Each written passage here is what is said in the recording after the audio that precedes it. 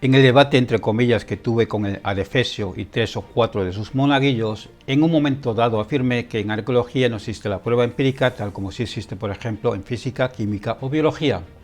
Aunque yo no lo llamaría debate porque para poder debatir las partes implicadas deben tener conocimiento de la temática. De lo contrario, solo eres un opinólogo, que es lo que suelen ser estos todólogos. Y a mi afirmación agregué y parafraseo, excepto para datos medibles como por ejemplo la datación mediante el carbono 14. Y para ilustrarlo les puse como ejemplo el hallazgo de la inscripción en los restos de vasija donde se habla de Yahvé y su Aserá encontrada en Kuntiyen Ahrut.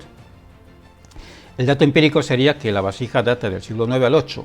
Yo le añadiría ahora incluso que se le podía hacer un análisis de laboratorio para saber la composición química de la arcilla. Técnicamente estos datos empíricos los aportaría en este caso concreto no la arqueología sino la física, cuyas instalaciones son las que analizan la descomposición de los isótopos, y valga como ejemplo el laboratorio de datación de radiocarbono del Departamento de Física de la Universidad de Beam, o de la química, que estudia los elementos químicos de los que se compone la arcilla. Más allá de este pequeño detalle, el hecho es que a partir de aquí la arqueología solo puede interpretar esos restos sin poder aportar una prueba empírica de sus conclusiones. En este caso concreto no puede probar de forma empírica, por ejemplo, si la vasija fue manufacturada por los judaítas, los israelitas o algún pueblo vecino. Por lógica parece ser israelita, pero no se puede comprobar empíricamente. Tampoco se puede comprobar empíricamente si la inscripción que habla de Yahvé y su Aserá hace referencia a que Yahvé tenía consorte o está haciendo simplemente referencia al símbolo de Aserá. De hecho, hay debate al respecto. Lo que no puede hacer un arqueólogo es asignarle la vasija a una cultura anterior al siglo IX o posterior al siglo VIII, porque ese límite lo marca la prueba empírica del carbono 14 aportada por la física. Pues bien, los monaguillos del Adefesio y el propio Gaznápiro parece ser que no se enteraron de la segunda parte, o no la entendieron o no quisieron entenderla, porque uno de los esbirros estuvo googleando y me presentó un titular sobre una momia de no sé qué cultura más antigua que las momias egipcias. Es decir, el Pamplinas sustituyó la vasija que puse como ejemplo por una momia, de la cual empíricamente se podía conocer su datación mediante la prueba empírica del carbono 14 aportada por la física. Y a esto Sergio, el cateto, vociferó cual terraplanista, ha sido refutado. Les pregunté si alguna vez en sus vidas habían leído algún artículo o libro sobre arqueología, porque estaban demostrando que no tenían ni pajotera idea de lo que hablaban, y sus llantos fueron que yo estaba recurriendo a una falacia cuando les preguntaba por sus conocimientos.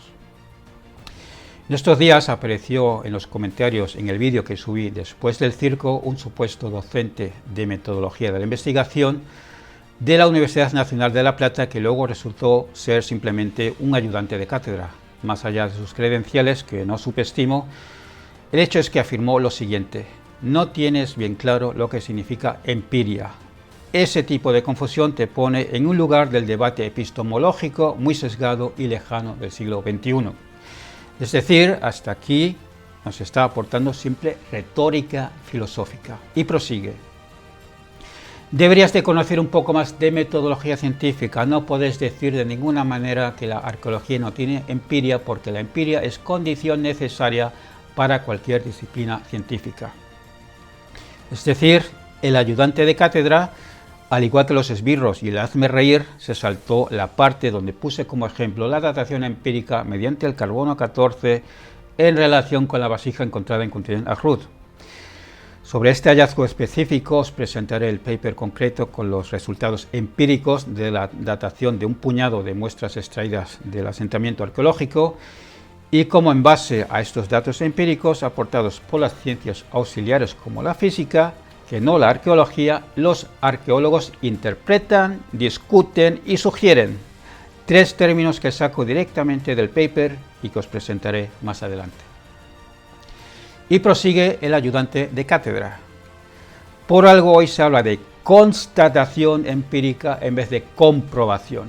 Y de hecho me señala con énfasis las palabras constatación y comprobación en mayúsculas para que me quede claro. Y entiendo que con hoy se refiere al siglo XXI, siglo del que yo estoy alejado, según este alumno privilegiado elegido por el auténtico docente para ayudarle en sus clases. Vamos a citarle publicaciones de doctorados del siglo XXI y no de alumnos privilegiados. El primer artículo salió de la mano del doctor Hernán Santiesteban Naranjo con el título Metodología de la investigación científica. Recordad que este ayudante de cátedra me invitó a saber algo más de metodología científica. Pues bien, este artículo trata precisamente sobre la metodología de la investigación científica, escrito por un doctorado en el siglo XXI, concretamente año 2014. Y ahí dice textualmente: antes de someter una hipótesis a comprobación empírica es necesario convencerse de que constituye un supuesto razonable maduro. Ese es el papel de su fundamentación teórica. Otro trabajo académico: The Subjectivity of Scientists and the Bayesian Approach. Perdonad mi inglés. Año 2001, es decir, siglo XXI. Sus autores: Judith Tarnour de la State University of New York y James Press de la University of California. Y cito del trabajo conjunto, página 5. Part of the thesis of this book is that the methodology of science requires that the inference from data be a mixture of both subjective judgment, theorizing, and objective observation. Empirical verification. Y en la página 11 dice: without empirical verification of the logically derived hypothetical conclusions, the scientist is likely to be wrong, at least in part. Y por último tenemos una serie en YouTube de Javier Gonzalo de Prado Salas, profesor ayudante y doctor de la UNED, titulada Introducción al Pensamiento Científico, y concretamente el capítulo titulado La comprobación empírica de la hipótesis. ¿Cómo era eso de que hoy ya no se habla de comprobación sino de constatación empírica? Y encima me dice a mí que yo debo conocer un poco más de metodología científica. Lo gracioso fue que después de su aparición estelar como docente de metodología de investigación, cuando le presento un artículo de arqueología de Vicente Llull titulado Hacia una teoría de la representación en arqueología, donde se explica que un arqueólogo debe proponer sus hipótesis a partir de los datos empíricos medibles, cosa que expliqué yo de forma práctica con el ejemplo de la vasija de Contellén-Ahrud, al ayudante de cátedra no le queda otra que comentar: Dragonheart 666, todo eso que dices está muy bien, no puedo acotar nada porque está perfecto. Mi conclusión es pues que el ayudante de cátedra no puso atención cuando vio el debate y se apresuró a darle la razón al adefesio y sus esbirros, y sospecho que fue él quien les ha estado diciendo a esta panda de ilusos que no sé de metodología científica. En la segunda parte de esta clase gratis para el Pagafanta sobre Introducción básica a la metodología científica para tontos, veremos otros artículos como por ejemplo métodos de excavación del trabajo de campo a la interpretación arqueológica. Un artículo escrito por varios expertos del gremio y no filósofos dedicados a la retórica.